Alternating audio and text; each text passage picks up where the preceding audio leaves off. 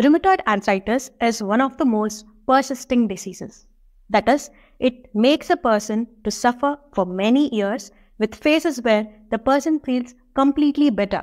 But then again, another phase comes where the pain, swelling returns back with increased severity. This disease is a chronic, progressive autoimmune arthritis. And as you can see here, I have used 3 words. The first one is chronic. This means that the disease has begun gradually, but it has stayed with the patient for many, many years. The second one is progressive. Through these long years of suffering, this disease begins to gradually affect more joints, beginning at the fingers, the wrist, elbows, shoulder, and similarly in the legs, it begins in the toes, ankles, and knees. And it doesn't just affect the joints because of the third criteria, that is being an autoimmune disease. It goes on to affect and damage your eyes, skin, heart, lungs, bones, muscles, and even nerves. And because of all of this, it can make a person to become crippled and dependent on others even to perform daily self-care routines. Our immune system or defense system is supposed to protect us. It is supposed to know which is a virus, which is a bacteria, or any other harmful germs or even a foreign body.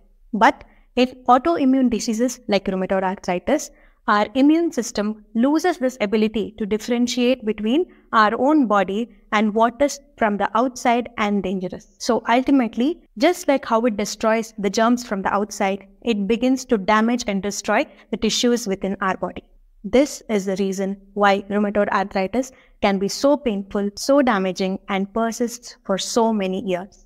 So this whole process of destruction by our immune system can be triggered by certain factors. And at the top of the list is severe emotional or mental stress. Our elders have always taught us that too much of anger or stress is bad for our body. They have told us to forgive and forget. And there was a genuinely good reason behind it.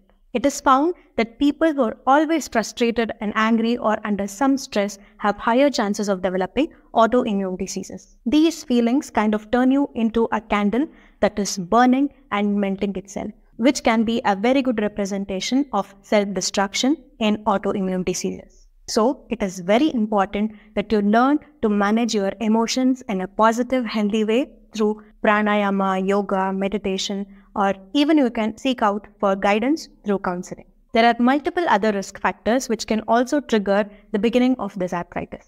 These include any infections, smoking cigarettes, the time period after delivery, breastfeeding, and also your lifestyle and diet.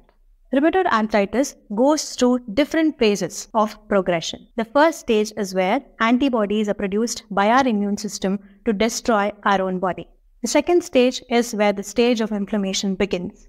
And the third stage is where all the symptoms like severe pain, swelling, stiffness develops. The pain and swelling initially begins in the small joints of your hands or feet, and they will affect both the sides.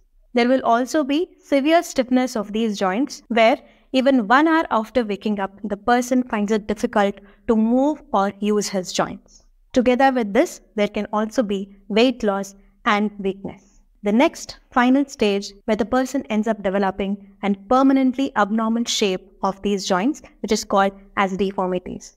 This is kind of a last stage of joint involvement. But as the disease progresses and other organs of the body becomes involved, symptoms of those organs like the heart, lung, eyes also begins to develop. So as you can understand now, treatment of rheumatoid arthritis is not just focusing on reducing pain or swelling of the joints. It is about understanding what made the immune system to begin destroy its own body. And as you know, the reason will be different in each individual. It is also about considering at which stage the rheumatoid arthritis is present and also what increases and decreases the suffering of the patient. This framework, which treats you and not just your joints, is called as the constitutional or individualized treatment in homeopathy. And because it is tailor-made according to your requirement, it would be much more effective than just regularly consuming painkillers.